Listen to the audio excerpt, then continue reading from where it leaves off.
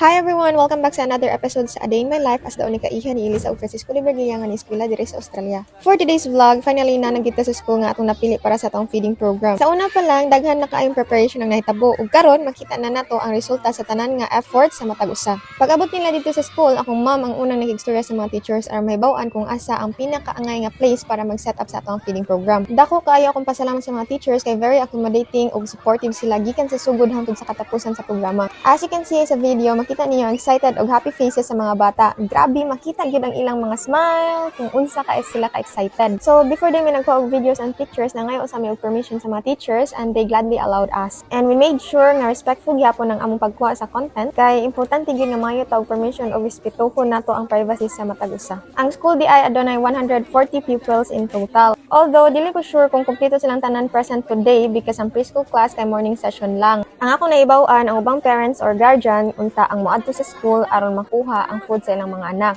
Pero nakita po namo nga naa gyapon ubang preschoolers nga nibalik uban sa ilang parents aron makadawat sa ilang food, and happy kaayo po nga wala sila nalimtan. Honestly, dili lang ang mga bata ang nakahatag og kalipay sa akong kasing-kasing no. Lipay pud kaayo ko nga nakita ang mga teachers, parents, guardians ug ang tanang tawo nga naa sa venue nga nagtinabangay aron mas successful ang atong feeding program. Makita jud nimo nga kung magtinabangay ang tanan, masayon ug mas nindot ang resulta. So for today's menu kay nag-prepare mi og spaghetti, sliced bread ug Yakult para sa mga bata. Gusto gyud namo nga dili lang sila mabusog pero ma-enjoy pud nila ang ilang pagkaon. Makita pud ninyo sa video nga ang spaghetti ug sliced bread kay gipang-separate namo sa packaging para dili sila magkahalo. Simpler siya tan-awon pero para namo importante nga limpyo ug presentable ang pagkaon nga among ihatag. In total, naka-prepare mi og 160 food packs. And kabalo mo na, gyud na funny nga story gamay. Kaya ako Mother Bells na miscalculate ang sliced bread mo nga after sa feeding program na pinahabilin nga mga tinapay pero okay ra kaayo na because nothing went to waste. Gipanghatag gyapon nila ang nahabilin ngadto sa ubang mga bata o sa ubang tao nga naa didto or sa kadtong ilang makit-an. At least ba daghan paghihapon ang nablas. Sa tinuod lang every time makita kong bata nga malipay tungod sa usa ka simple nga meal, mura pud kog napuno og kalipay.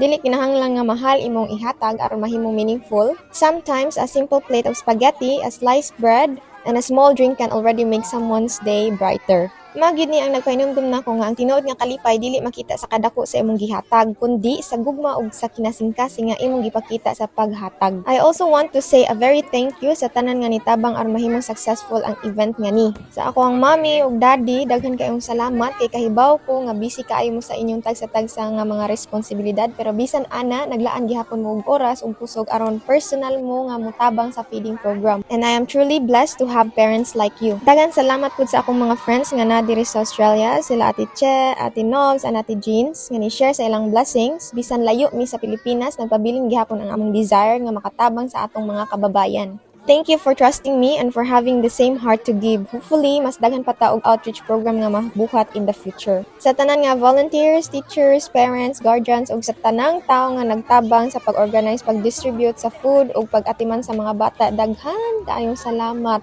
This feeding program would never be successful without all of you. Every single help, whether big or small, made a huge difference. Og syempre sa tanang nga nagsuporta sa ako pinaagi sa pagtan-aw sa akong videos, pag-share, pag-comment ug pag-pray para sa among outreach activities, daghan salamat kaayo. Because of your support, mas daghan pa ta og opportunities nga makatabang sa ubang tawo. Most especially, all glory and honor belong to God. Lord, thank you for every blessing that you have entrusted me. Everything I have comes from you. Thank you for allowing me to become an instrument of your love and generosity. Continue to guide me so that I can bless more people and inspire others to do the same. I pray that every child, every family, and every person we meet today will feel your love through this simple act of kindness. Always remember, it doesn't matter how big or small your blessing is. What matters most is your willingness to share it with a grateful and loving heart. Thank you so much for joining me in today's journey. I hope this video inspires you to spread kindness in your own simple way.